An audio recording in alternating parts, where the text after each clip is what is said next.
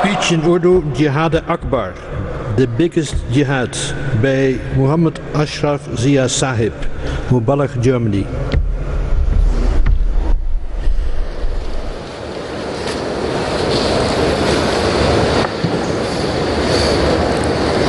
أشهد أن لا إله إلا الله وحده لا شريك له وأشهد أن محمدًا عبده ورسوله أما بعد فأعوذ بالله من الشيطان الرجيم بسم الله الرحمن الرحيم ونفس وما سواها فألهمها فجورها وتقواها قد أفلح من زكاها وقد خاب من دساها.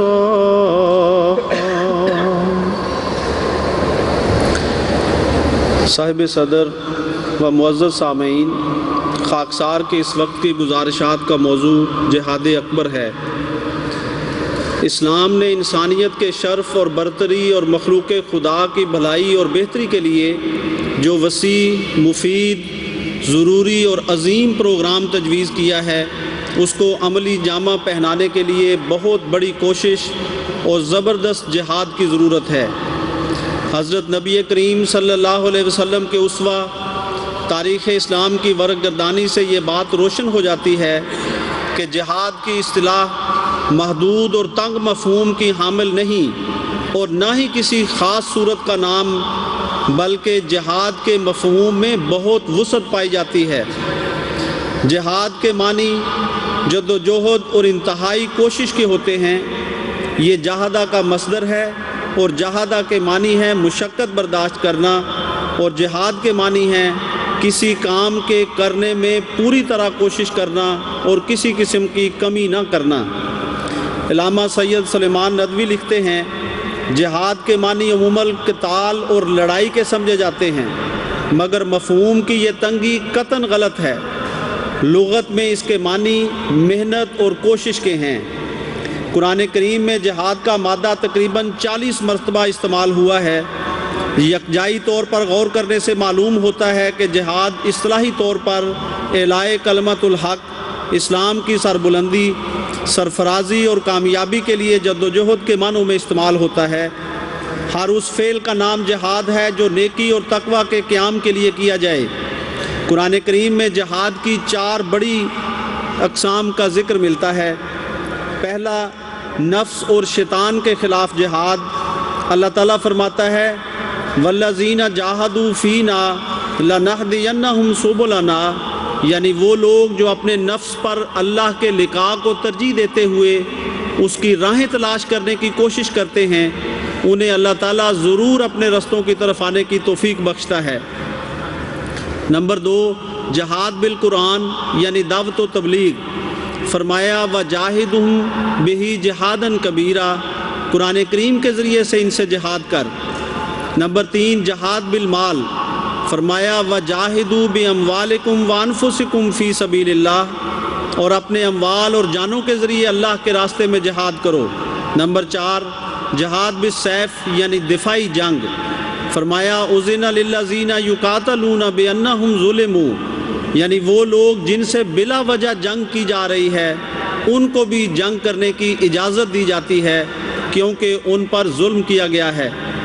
خاکسار کا اس وقت موضوع صرف جہاد بن نفس ہے.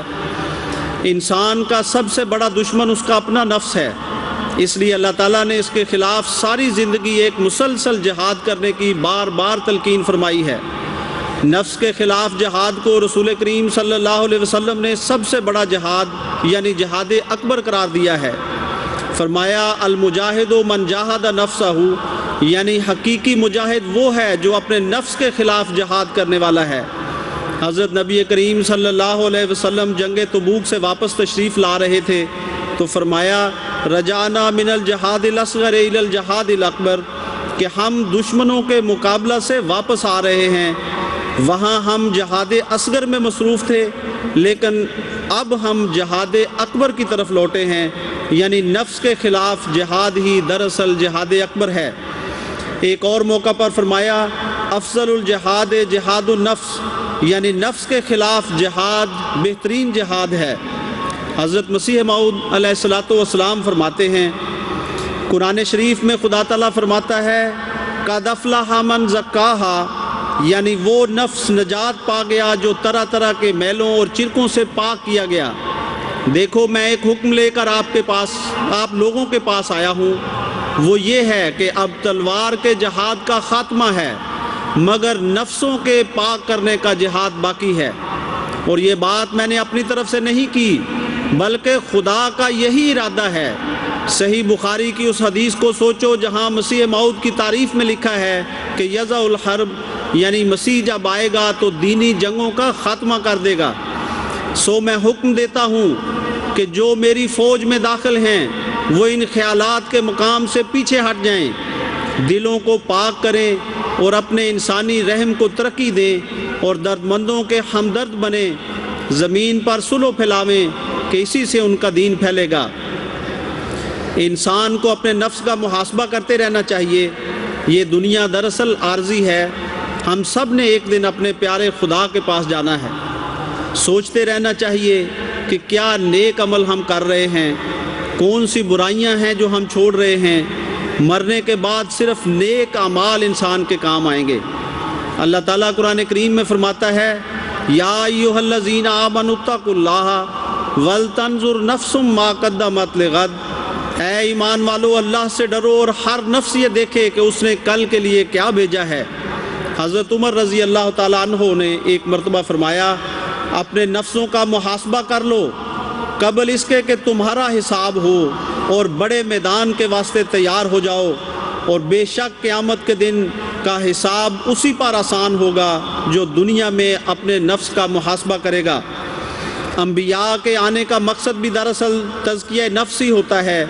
نفس جب انسان کو برائیوں کی طرف لے جانا چاہتا ہے تو انسان کوشش کر کے اپنے آپ کو روکتا ہے۔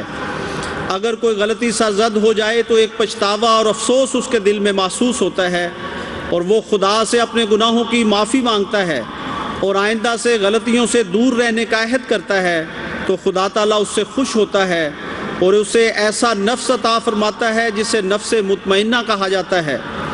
ایسے ہی نفس کے بارے میں اللہ تعالیٰ فرماتا ہے اے نفس مطمئنہ تو اپنے پیارے خدا کی طرف چلا آ، تو اس سے راضی ہو اور وہ تجھ سے راضی، پس میرے بندوں میں مل جا اور میری بہشت میں آ جا۔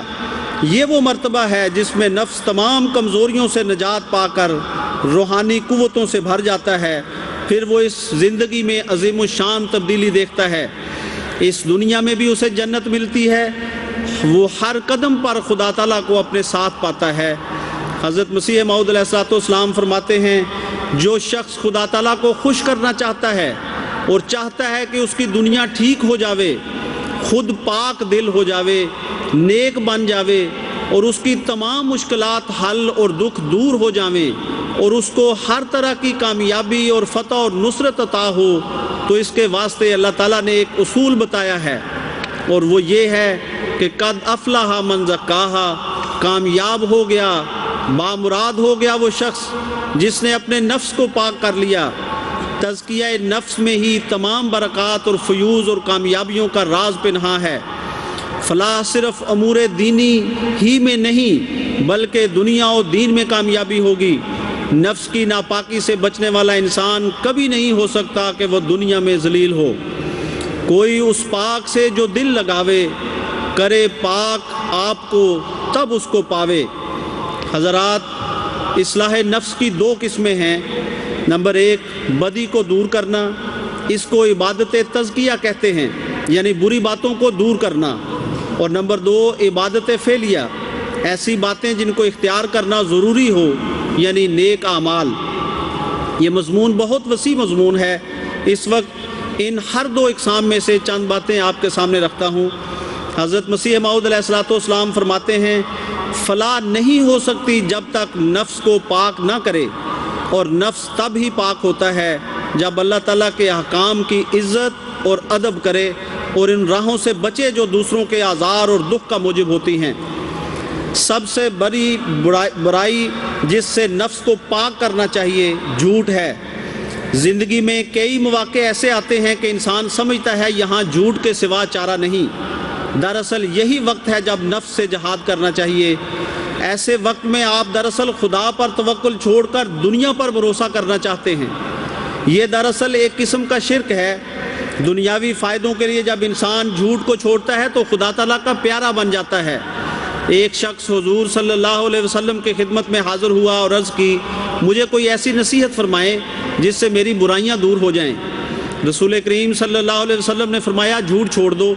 اس برائی کو ترک کرنے سے اس کی ساری برائیاں آہستہ آہستہ دور ہو گئیں۔ دراصل جھوٹ تمام برائیوں کی جڑ ہے، اسی لیے رسول کریم صلی اللہ علیہ وسلم نے فرمایا اے لوگو تم جھوٹ سے بچو، اور یہ اچھی طرح سمجھ لو کہ یہ جھوٹ نہ ہنسی میں جائز ہے نہ سنجیدگی میں، اور اپنے بچوں سے بھی جھوٹا وعدہ نہ کرو۔ حضرت اقدس مسیح موعود علیہ الصلوۃ والسلام فرماتے ہیں قرآن نے جھوٹوں پر لعنت کی ہے، اور نیز فرمایا کہ جھوٹے شیطان کے مصاحب ہوتے ہیں، اور جھوٹے بے ایمان ہوتے ہیں، اور جھوٹوں پر شیاطین نازل ہوتے ہیں۔ اور صرف یہی نہیں فرمایا کہ تم جھوٹ مت بولو، بلکہ یہ بھی فرمایا کہ تم جھوٹوں کی صحبت بھی چھوڑ دو اور ان کا اپنا یار دوست مت بناؤ، اور خدا سے ڈرو اور سچوں کے ساتھ رہو۔ اور ایک جگہ فرماتا ہے کہ جب تو کوئی کلام کرے تو تیرا کلام محض صدق ہو، ٹھٹھے کے طور پر بھی اس میں جھوٹ نہ ہو۔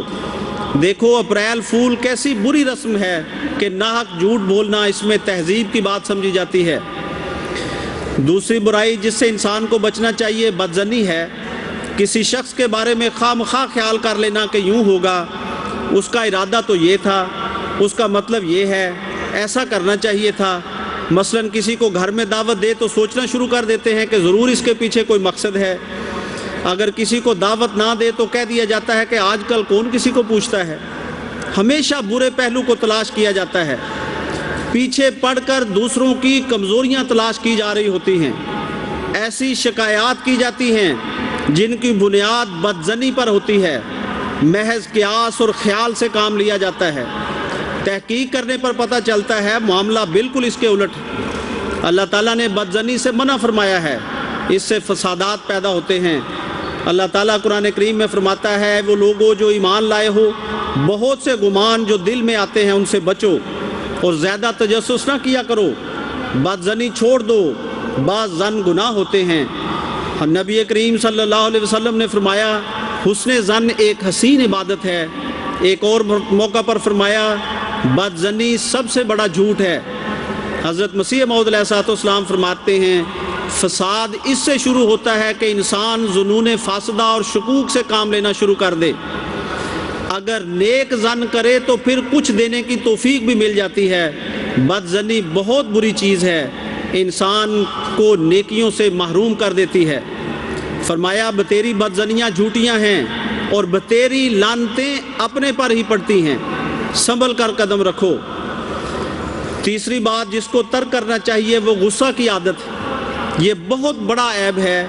آج معاشرے میں بہت سے بگاڑ اس وجہ سے پیدا ہو رہے ہیں کہ انسان غصے پر قابو نہیں پاتا اور دوسرے کے احساسات کا خیال نہیں رکھتا، ذرا سی بات پر گالیاں دینا شروع کر دیتے ہیں۔ خلا اور طلاق کی بعض اوقات یہی وجہ ہے۔ اس برائی کے خلاف ہمیں جہاد کرنا چاہیے۔ جہاں غصہ ہو، لڑائی دنگا اور فساد ہو، وہاں سے خدا تعالیٰ کی برکتیں اٹھ جاتی ہیں۔ رسول کریم صلی اللہ علیہ وسلم ایک دفعہ رات کو باہر نکلے اور دیکھا 2 آدمی لڑ رہے ہیں۔ آپ صلی اللہ علیہ وسلم نے ان کو مخاطب کر کے فرمایا خدا تعالیٰ نے مجھے لیلۃ القدر کی گھڑی بتائی تھی، لیکن تمہاری لڑائی دیکھ کر مجھے بھول گئی۔ اس لیے ہمیشہ غصے پر قابو پانا چاہیے۔ اگر ایک زیادتی کرتا ہے تو دوسرے کو خاموش رہنا چاہیے۔ اللہ تعالیٰ نے مومنین کی یہ نشانی بتائی ہے کہ وہ غصے پر قابو پاتے ہیں۔ وَإِذَا مَا غَضِبُوا هُمْ يَغْفِرُونَ، کہ جب وہ غضبناک ہوں تو بخشش سے کام لیتے ہیں۔ رسول کریم صلی اللہ علیہ وسلم نے فرمایا پہلوان وہ نہیں ہے جو کسی کو پچھاڑ دے، بلکہ پہلوان وہ ہے جو غصے کے وقت اپنے آپ پر قابو رکھے۔ حضرت مسیح موعود علیہ الصلوۃ والسلام کس طرح غصے پر قابو رکھتے تھے، ایک واقعہ آپ کی خدمت میں پیش کرتا ہوں۔ 1904 میں جب حضرت مسیح موعود علیہ الصلوۃ والسلام لاہور آئے اور میاں معراج الدین صاحب کے مکان پر اترے، تھوڑے ہی عرصے کے بعد ایک مولوی تانگے پر سوار ہو کر اس طرف آیا اور حضور کو گالیاں دینی شروع کر دی۔ بالآخر جب اس طرح گالیوں کو کارگر نہ دیکھا تو تانگے سے اتر کر سڑک پر جو ایک درخت تھا اس پر چڑھ گیا اور حضور کو گالیاں دینا شروع کر دی۔ بعض آدمی اس کی گالیوں کو سن کر جوش میں آنے لگے تو حضور نے فرمایا، جو کہتا ہے اسے کہنے دو اور کوئی جواب نہ دو۔ رسول کریم صلی اللہ علیہ وسلم نے فرمایا، جو شخص دوسرے کے قصور معاف کر دیتا ہے اللہ تعالیٰ اسے اور عزت عطا فرماتا ہے۔ گالیاں سن کر دعا دو، پا کے دکھ آرام دو، کبر کی عادت جو دیکھو تم دکھاؤ انکسار۔ حضرت مسیح موعود علیہ الصلوۃ والسلام فرماتے ہیں، اس جماعت کو تیار کرنے سے غرض یہی ہے کہ زبان، کان، آنکھ اور ہر ایک عضو میں تقویٰ سرایت کر جاوے، تقویٰ کا نور اس کے اندر اور باہر ہو، اخلاق حسنہ کا اعلیٰ نمونہ ہو اور بے جا غصہ اور غضب وغیرہ بالکل نہ ہوں۔ میں نے دیکھا ہے کہ جماعت کے اکثر لوگوں میں غصے کا نقص اب تک موجود ہے، تھوڑی تھوڑی سی بات پر کینہ اور بغض پیدا ہو جاتا ہے اور آپس میں لڑ جھگڑ پڑتے ہیں۔ ایسے لوگوں کا جماعت میں سے کچھ حصہ نہیں ہوتا، اور میں نہیں سمجھ سکتا کہ اس میں کیا دقت پیش آتی ہے کہ اگر کوئی گالی دے تو دوسرا چپ کر رہے۔ چاہیے کہ ابتدا میں صبر سے تربیت میں ترقی کرے، اور سب سے عمدہ ترکیب یہ ہے کہ اگر کوئی بات گوئی کرے تو اس کے لیے درد دل سے دعا کرے کہ اللہ اس کی اصلاح کر دے اور دل میں کینے کو ہرگز نہ بڑھاوے۔ اس کے علاوہ بے شمار ایسی کمزوریاں ہیں جن کو چھوڑنا بھی جہاد اکبر ہے۔ ہمیں ہمیشہ اپنے نفسوں کا جائزہ لینا چاہیے۔ جب نفس کی خواہشیں زور لگائیں تو آدمی کو اپنی پسند کو چھوڑ کر خدا تعالیٰ کی پسند اختیار کرنی چاہیے۔ حضرت مسیح موعود علیہ الصلوۃ والسلام فرماتے ہیں، آؤ میں تمہیں ایک ایسی راہ سکھاتا ہوں جس سے تمہارا نور تمام نوروں پر غالب رہے، اور وہ یہ ہے کہ تم تمام سفلی کینوں اور حسدوں کو چھوڑ دو اور ہمدرد نوع انسان بن جاؤ اور خدا میں کھوئے جاؤ اور اس کے ساتھ اعلیٰ درجہ کی صفائی حاصل کرو، کہ یہی وہ طریق ہے جس سے کرامتیں صادر ہوتی ہیں اور دعائیں قبول ہوتی ہیں اور فرشتے مدد کے لیے اترتے ہیں۔ پس ہمیں تمام اعلیٰ اخلاق اختیار کرنے ہیں، تمام بد اخلاقیوں کو چھوڑنا ہے تاکہ ہمارا خدا ہم سے راضی ہو۔ ہم ایسے مسلمان اور مومن بنیں جن کے بارے میں رسول کریم صلی اللہ علیہ وسلم نے فرمایا، اعلیٰ درجہ کا ایمان یہ ہے کہ لوگ تیرے ہاتھ سے امن میں رہیں اور کسی کو تجھ سے دکھ نہ پہنچے، اور اعلیٰ درجے کا اسلام یہ ہے کہ لوگ تجھ سے محفوظ رہیں، یعنی تو نہ زبان سے ان سے لڑے اور نہ ہاتھ سے انہیں کوئی تکلیف پہنچائے۔ ایک چیز جس کا ذکر کرنا ضروری سمجھتا ہوں اور اس کے خلاف جہاد بہت ضروری ہے، حضرت مسلم موعود رضی اللہ تعالیٰ عنہ نے اس کا بڑی تفصیل سے ذکر فرمایا ہے۔ رسول کریم صلی اللہ علیہ وسلم نے فرمایا، خدا تعالیٰ کی عبادت کے 10 حصے ہیں، ایک حصہ عبادت کا تو نماز، روزہ، حج اور زکوٰۃ ہے، مگر عبادت کے 9 حصے رزق حلال کھانا ہے۔ گویا اگر تم نمازیں بھی پڑھتے ہو، روزے بھی رکھتے ہو، حج بھی کرتے ہو، زکوٰۃ بھی دیتے ہو، لیکن اپنی تجارت میں دھوکہ بازی کرتے ہو، گورنمنٹ کے ساتھ دغا کر کے غیر قانونی اور ناجائز کام کر کے مال کما رہے ہوتے ہو، تو تم ایک حصہ دودھ میں 9 حصے ناپاکی ملا دیتے ہو اور اپنی تمام عبادتوں کو ضائع کر دیتے ہو۔ اللہ تعالیٰ ہمیں اس سے محفوظ رکھے۔ اب آپ کے سامنے ان چیزوں کو بیان کرتا ہوں جو اختیار کریں تو انسان اپنے نفس کو پاک کر سکتا ہے۔ اس میں سب سے پہلی بات خدا تعالیٰ سے تعلق اور اس کی محبت اور خوف ہے۔ اللہ تعالیٰ کی محبت ایمان کا لازمی حصہ ہے، اس طرح اس سے ڈر کر زندگی گزارنا بھی ضروری ہے کہ کہیں وہ ہمارے غلط کاموں کی وجہ سے ہم سے ناراض نہ ہو۔ اللہ تعالیٰ کی محبت دوسری تمام محبتوں پر غالب رہنی چاہیے، اسی طرح اس کا خوف بھی دوسرے تمام خوفوں پر غالب ہو۔ اللہ تعالیٰ قرآن کریم میں فرماتا ہے، والذین آمنوا اشد حبا للہ، یعنی جو ایمان لاتے ہیں وہ سب سے زیادہ خدا سے محبت رکھتے ہیں۔ اسی طرح فرمایا، واللہ ورسولہ احق ان یرضوہ ان کانوا مؤمنین، اللہ اور اس کا رسول اس بات کے زیادہ حقدار ہیں کہ وہ ان کو راضی کریں اگر وہ مومن ہیں۔ فاللہ احق ان تخشوہ ان کنتم مومنین، کہ اگر تم واقعی مومن ہو تو اصل حقدار تو اللہ ہی ہے کہ تم اس سے ڈرو۔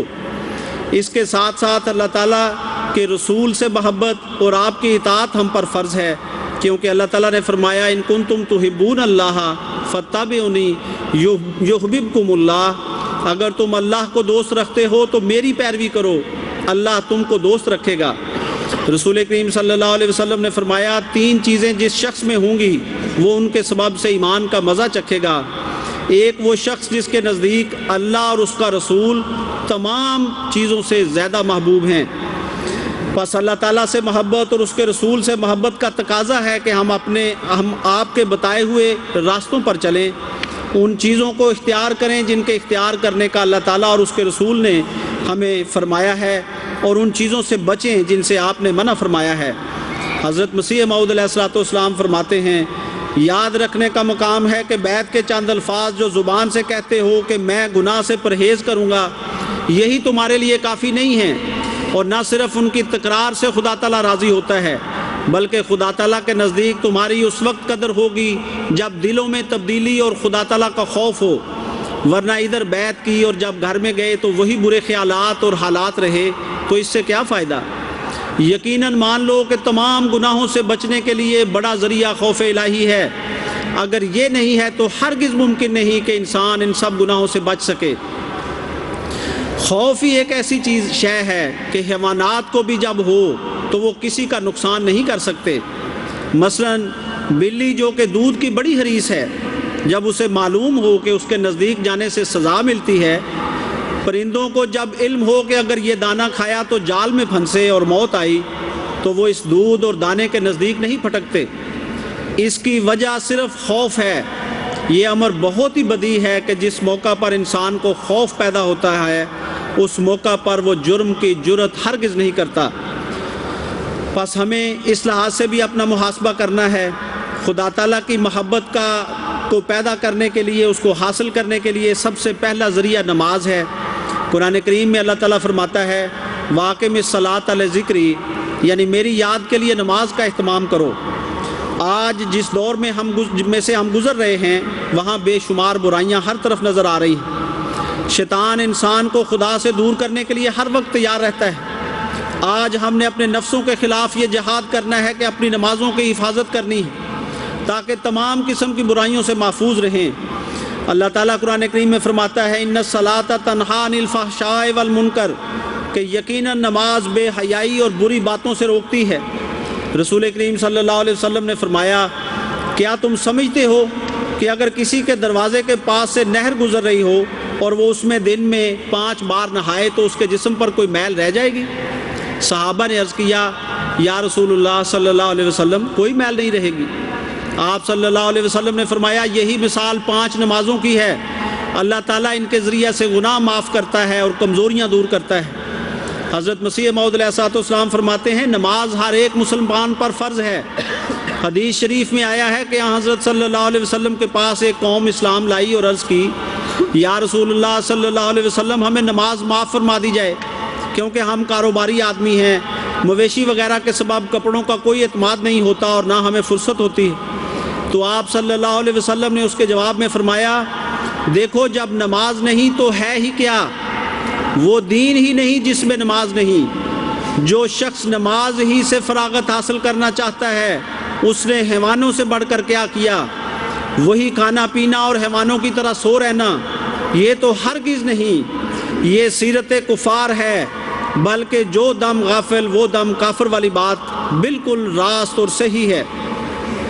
ہمارے پیارے امام حضرت خلیفۃ المسیح الخامس سیدہ اللہ تعالیٰ بن نصر عزیز فرماتے ہیں پس ہمیں اس بات پر خوش نہیں ہونا چاہیے کہ ہم نے زمانے کے امام کو مان لیا، بلکہ اب اپنی حالتوں کی طرف پہلے سے جانے کی ضرورت ہے، ورنہ جیسے کہ حضرت مسیح موعود علیہ الصلوۃ والسلام نے فرمایا ہے کہ تمہارا مواخذہ ہوگا، تم پوچھے جاؤ گے۔ پس ہمیں اس بات کی بہت فکر کرنی چاہیے کہ اپنی اصلاح کی طرف توجہ دیں۔ حضرت خلیفۃ المسیح الخامس سید اللہ تعالیٰ بن نصر عزیز نے 30 مارچ 2012 کے خطبہ میں ارشاد فرمایا جب تک ہمارے عمل کی بھی اصلاح نہ ہو اس وقت تک عقیدے کی اصلاح کا کوئی فائدہ نہیں۔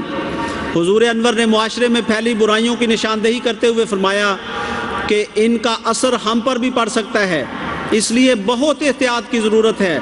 ٹی وی چینلز نے اخلاقیات اور نیک اعمال کے زاویے ہی بگاڑ دیے ہیں۔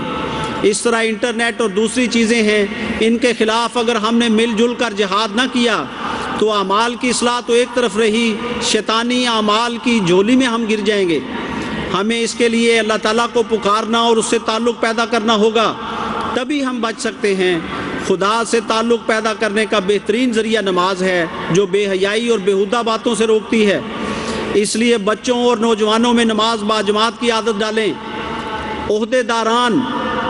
عہدیداران اگر اپنی نمازوں کی حاضری درست کر لیں تو مساجد کی رونقیں بڑھ جائیں گی اور دوسروں کو بھی توجہ پیدا ہوگی۔ ایک اور موقع پہ فرمایا، کمپیوٹر یا دیگر مصروفیات کی وجہ سے نمازوں میں سستی، کسی سے بھی ضرورت سے زیادہ محبت یا اپنے کسی کام میں بھی ضرورت سے زیادہ غرق ہونا، اس حد تک انوالو ہو جانا کہ اللہ تعالیٰ کی عبادت کی ہوش نہ رہے، یہ شرک ہے۔ کاروباری آدمی یا ملازمت پیشہ اگر نماز کو بھول کر ہر وقت اپنے کام کی، پیسہ کمانے کی فکر میں رہیں، یہ بھی شرک ہے۔